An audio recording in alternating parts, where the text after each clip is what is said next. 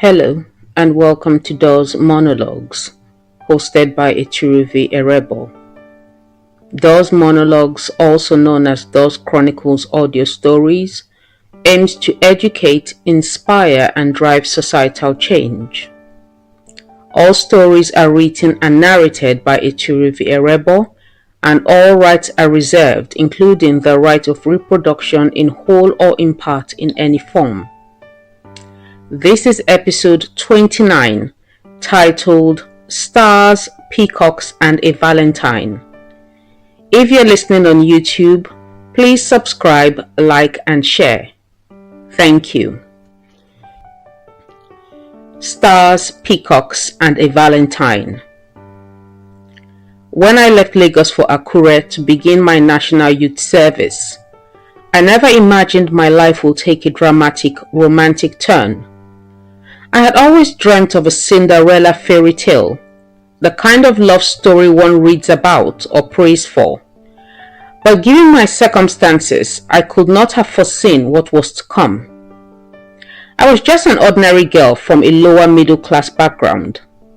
Yet fate had other plans. Before my youth service ended, I found myself engaged to Prince Gbite, the Prince of Ondo. The prospect was so unimaginable that I could scarcely believe it myself. Prince Gbite, as he was known, was the son of Oba Adewale Olumide Oniru. Oba Adewale was the revered sovereign ruler of Ondo State. His family's lineage stretched back for centuries, and the Oniru name was synonymous with the custodianship of Ondo's heritage and land. Locals often remarked that the Oniru dynasty's influence was so profound that it seemed as if they owned the entire state. The king's residence, known as the Oniru Royal Citadel, was far more than a palace. This sprawling city encompassed multiple residential wings for family members and dignitaries, royal and business offices, ornate gardens, and scenic lakes. It also boasted a state-of-the-art conference center and a museum, alongside security infrastructure that rivaled national standards. The Royal Citadel was a vibrant hub, seamlessly blending tradition with modernity, often described as a city within a city. Oba Adewale was a figure shrouded in mystery and admiration. Even before my time in Akure, I had heard stories about him. He was more than a monarch. He was a business magnate, overseeing a vast commercial empire. His major ventures included Oniru Petroleum and Oniru Farms, and he was a real estate tycoon with luxury estates, commercial complexes, and resorts spread across Nigeria. His investments extended into fintech startups, and he even owned a private bank serving Ondo State. With an estimated net worth in the billions, King Adewale was among Nigeria's wealthiest individuals. What particularly endeared the king to me was his commitment to his Christian faith. He worked to guide his people away from the traditional worship of deities, and within his citadel stood a grand church complex. Prominent pastors from the Christian Association of Nigeria regularly preached there, no doubt receiving generous honorariums for their service. The monarch was rarely seen in public, yet his presence was felt everywhere, especially through his strategic philanthropy and community development initiatives. Given all of this, it was impossible for me to ever believe that someone like Prince Gbite, the son of such a great man, would ever notice me. I spent many months in Akure before I ever set foot in the Oniru Royal Citadel, and the day I finally did remains etched in my memory. It was a Friday evening after a long day teaching at the government school where I had been posted for my youth service. My days were typically long, as I also organized, with the school's permission, private lessons for children struggling with mathematics. The earnings from these lessons helped me stay financially afloat, as my salary was meager. I had assumed I would continue along this path even after my service, never suspecting that my life was on the verge of a complete transformation. I was exhausted as I journeyed home that evening, when a black Kia Sportage pulled up beside me. The driver was a young man I saw on the estate every so often, though we never spoke. "Hello," he greeted. "Can I give you a ride to your house?" He knew my house. It was just a few houses away from his. I knew this because he was usually in front of his house, washing his car as I walked past in the mornings on my way to work. Therefore, he was not a stranger, and I needed the ride, so I accepted. "Thank you," I said as I got in. He smiled. "It's my pleasure." He was silent at first, which I thought was good, as I was not in the mood for conversation of any sort. However, just as he pulled up in front of my house, he turned to me and spoke. "I realize this is quite last minute, but I'm going to a friend's birthday party tonight. He's one of the king's children, usually based in the UK and visiting to celebrate. Would you like to join? I know you're feeling tired, but I thought you might enjoy spending time with people your age. The party is at the Citadel, and I'll take care of picking you up and dropping you off." "Oniru Royal Citadel?" I asked, not sure if I'd heard him correctly. He nodded, and instantly all the tiredness I felt was gone. It wasn't every day that one got invited to a party at the Royal Citadel. I wasn't going to miss it for the world. I was tired, but not that tired. We agreed that he would return in 2 hours to pick me up, so I jumped out of the car and went inside to prepare. I knew exactly what I wanted to wear: a black party dress and a pair of black stilettos. I felt excited as I got ready for the party. When Tolu arrived, I was completely transformed. He stepped back in surprise and raised an eyebrow. "Wow, you look amazing. I have no doubt you will be the center of attention tonight," he complimented me. I smiled in gratitude as we walked to the car, where 3 other girls were waiting. He introduced us to one another while he opened the back door for me to get in. As we drove to the Citadel, the girls chatted amongst themselves. I stayed mostly silent, only replying when Tolu directed a question at me. Inside my heart, I was speaking to God. I imagined myself as Cinderella, heading to the ball to meet my prince. I wanted to be the belle of the ball, dancing with the celebrant. These were the thoughts I shared with God, leaving me little time for idle conversation. As we approached the main gate of the Citadel, Tolu instructed us to adopt fake names he called security names. He warned us not to use our real names during the party. I didn't know the reason behind this, and I didn't ask. I didn't care about the reason. I was more focused on dancing with the celebrant. I chose a name in my head, but decided not to share it with anyone else in the vehicle. Then I noticed the car suddenly pull up behind us and drive ahead of us to the gate. The driver, a young man, said something to the security men at the gate, and they let us through. We followed the car, adhering to the same protocol at every gate we came to, and finally pulled up in front of a large duplex where the party was to be held. The young man who had guided us through all the gates stepped out of his vehicle and began walking towards us. He was wearing khaki 3/4 shorts and a short-sleeved polo shirt. Tolu moved forward to meet him. They shook hands, exchanged a few inaudible words, laughed, and then shook hands again. I didn't know who he was, but judging by the way he breezed through all the security checkpoints at the Citadel, it was clear he held more influence there than Tolu did. I suspected he was certainly closer to the king's son than Tolu was.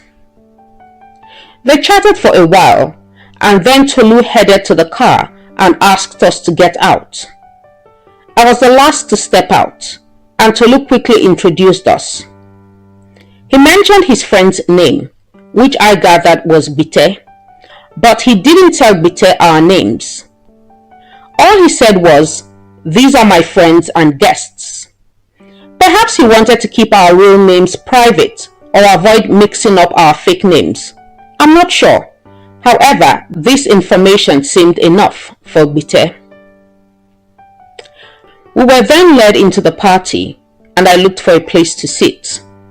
A few people turned their heads to watch me. Fortunately, the room wasn't too crowded, otherwise I might have stumbled. Once I was seated, Gbite sat next to me and began to strike up a conversation. This is not good, I immediately thought to myself. If the king's son comes and sees us together, he may think we are an item, and I may never get that dance. I did my best to be unfriendly toward Gbite.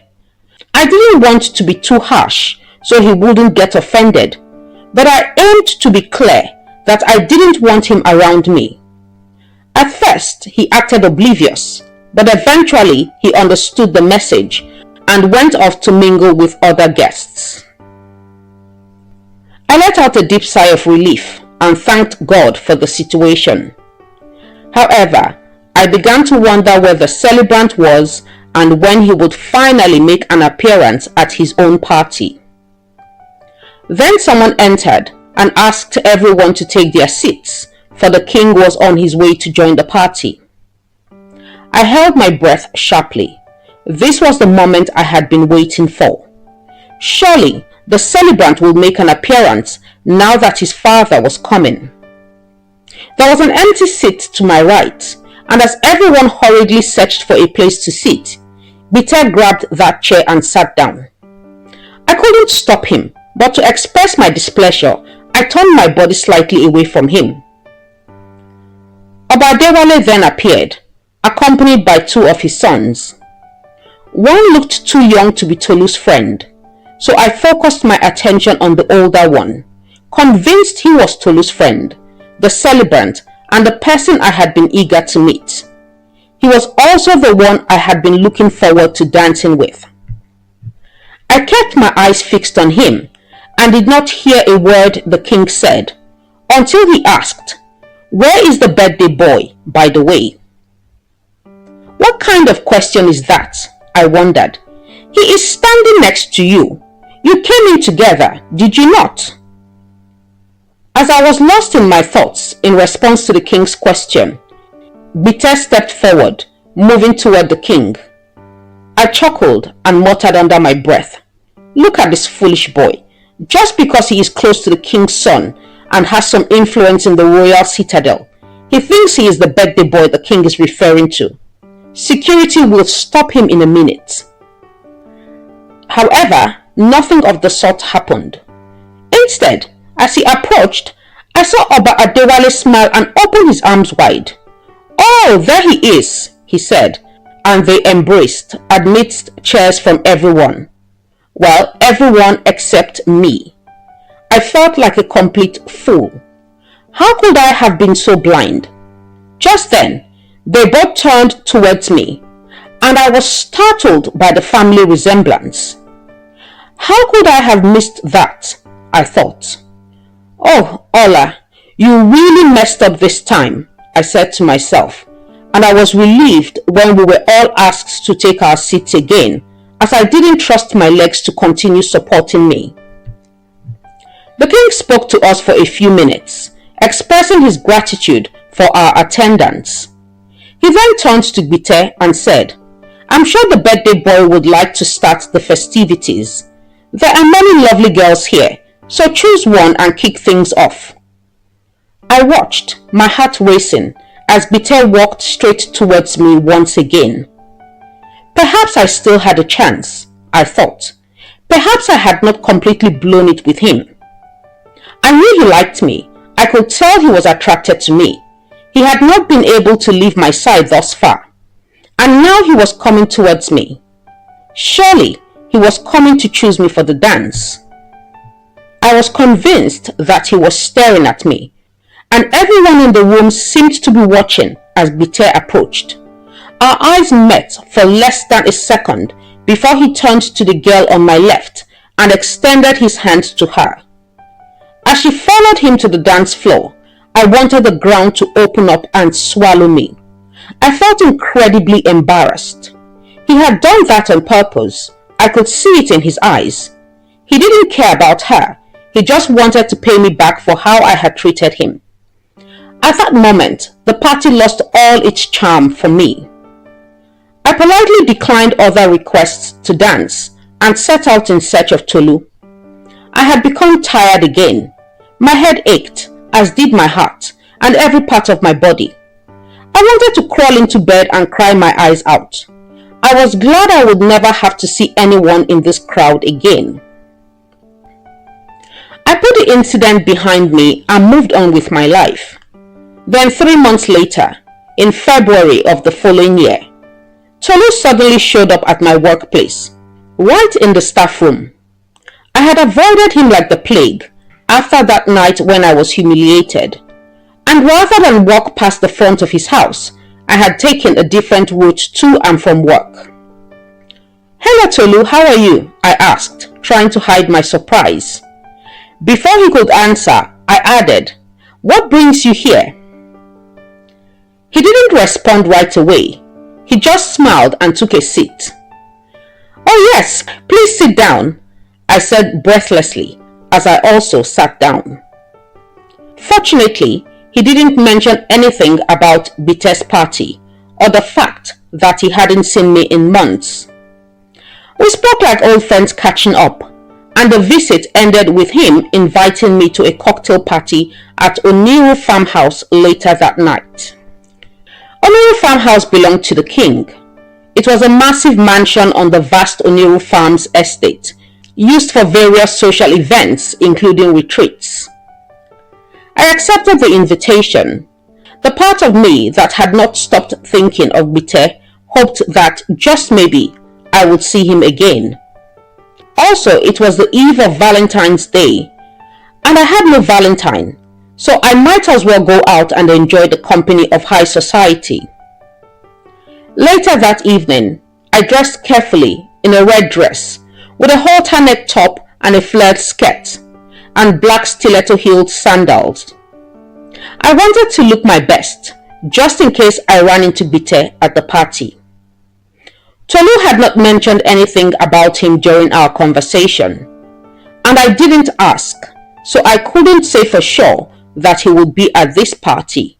I just hoped that he would. Tolu arrived on time to pick me up, and we drove to Oniru Farms. However, we stopped just outside the gate, as Tolu explained that given the security at Oniru Farmhouse, we needed someone to escort us inside, and that we would have to wait there for that person. I didn't ask who this person was, but I felt a strange sense of déjà vu when Tolu suddenly said, "Here he is now," and began to get out of the car. I remained inside and did not turn to look, but suddenly someone opened my door and I had to turn, and once again, after 3 months, I found myself staring into those eyes that had haunted me every single moment of every day. I stepped out of the car and Tolu was the first to speak. "Ola, I'm sure that you remember my friend, Gbite." "Remember?" I asked myself. How could I forget? I smiled and reached out a hand. "Yes, I do. Hello, Gbite." His eyes never left mine, and I suddenly became very self-conscious. "It is lovely to meet you again, Ola." I do not know how long we remained like that, but then Tolu spoke once again, dragging us back to the present. "I think we need to leave now. Perhaps Ola should ride with you in your car, and I will follow behind. Good idea, Gbite said, giving Tolu a thumbs up. It all happened very fast, and before I could make any sense of what they were saying, let alone agree or protest, I was being ushered to Gbite's Toyota Venza. He shut the door behind me, spoke to Tolu for less than a minute, then was behind the wheel, and we were driving off. Where to? I had no idea. I turned my head to look behind for any sign of Tolu. Don't worry, he's coming, Gbite assured me, and we both lapsed into silence. He drove through the farm, but instead of heading toward Oniru farmhouse, he took a different route through a back gate into the Royal Citadel. He pulled up in front of a house that I assumed was the party venue.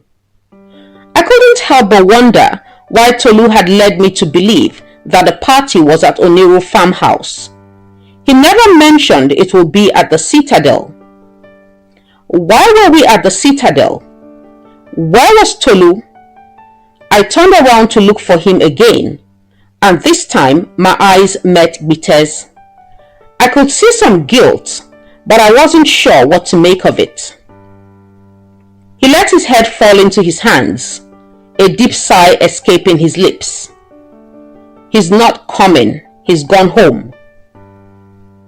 I didn't have to ask what he was talking about. I knew what he was talking about. He looked up at me. There's no party anywhere. It was just a setup. I wanted to see you again. I let my breath escape gently, a slow, measured flow. If you wanted to see me again, you could have just said so. Really? He asked, sounding unconvinced that method would work. Would you have wanted to see me after how I treated you? Then it all came rushing back to me, the moment I had been embarrassed in front of all the guests at the party. I could feel my anger mixing with the lingering shame. I sensed that he felt it too, because he leaned forward and cupped my face in his hands, looking deep into my eyes. I shouldn't have done that. I am sorry. I like you a lot. I think you know that already. I don't know why, but you were very cold to me, and I wanted to see how you'd react if I danced with another girl. I wanted to know if you liked me. Then when I saw your reaction, I felt like an idiot. I haven't stopped thinking of you. I returned to Akure the following month to see you and apologize, but Tolu said you had gone home for the Christmas holidays and that you wouldn't be back until January. When I came home last week and Tolu said you were in town, I did everything to make sure I had an audience with you. I am sorry. Sorry about what exactly?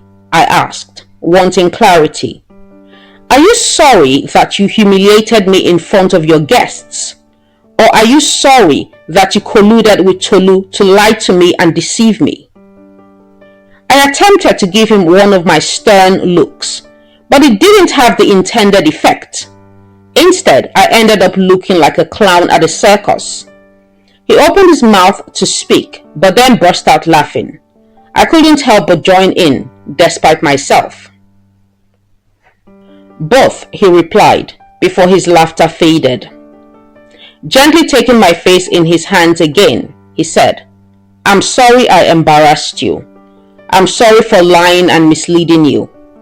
I really like you, Ola. In fact, it's even more than that. You haven't left my thoughts, which isn't a shock to me. From the moment I first saw you, I knew I wanted to marry you. I want us to have a new beginning, to court you properly, and truly get to know you. How can I make things right? He asked. You want to know? I asked, starting to feel a tiny bit mischievous. Yes, he answered, but not before eyeing me warily. I told him he had ruined my chance to be the belle of the ball and dance with the prince. If we were going to start afresh, he would have to make it up to me. He was willing to do so, but he also insisted that I change my earlier responses to his advances. We agreed to return to the moment when Tolu introduced all 4 ladies to him and he singled me out for a chat. As we got out of the car and relived that moment, I was amazed by how much he remembered. Even after 3 months, he recalled every single word he had spoken to me that night. Unlike that night, my responses were different. Now I understood that he was my prince, the one I had come to meet and dance with. I didn't give him answers that pushed him away. Instead, I drew him closer with every word. Just as the clock struck midnight, Gbite presented me with a box and opened it to reveal a stunning diamond cluster engagement ring. It's Valentine's Day, and as it coincided with my meeting you again, I wanted to give you something special. He took my hand and looked me in the eye. Do you agree to enter a courtship with me for the next 1 year, after which we will marry if we're compatible? My heart raced as I stared in disbelief, my eyes growing wide with sheer amazement. With a warm smile, he gently slid the ring onto my finger, and I could hardly find my voice. All I could do was nod in stunned agreement. It's time to fix that dance situation, he said as he leaned into the car and played a song. Suddenly, the timeless classic romance song, Can't Help Falling in Love by Elvis Presley, filled the air. He turned toward me, his eyes never leaving mine, and smiled as he pulled me into his arms and sang along with the musician. Wise men say only fools rush in, but I can't help falling in love with you. There were no guests to watch us as we danced, my prince and I, but the peacocks watched, as did the stars. The end. Ladies and gentlemen, we have come to the end of episode 29 of DOZ Monologues. DOZ Monologues will return next week with another episode. If you enjoyed this episode, please leave your comments and subscribe, like and share if listening on YouTube. To contact me, please visit my website eturuviarebo.com or email me at eturuvi@eturuviarebo.com. I invite our story lovers to explore my novels and novellas available on Amazon and Google Books. For audiobook enthusiasts, they are also on Audible. Thank you for listening. I am your favorite storyteller, Eturuvi Erebo, and I'll be here next Friday with another story.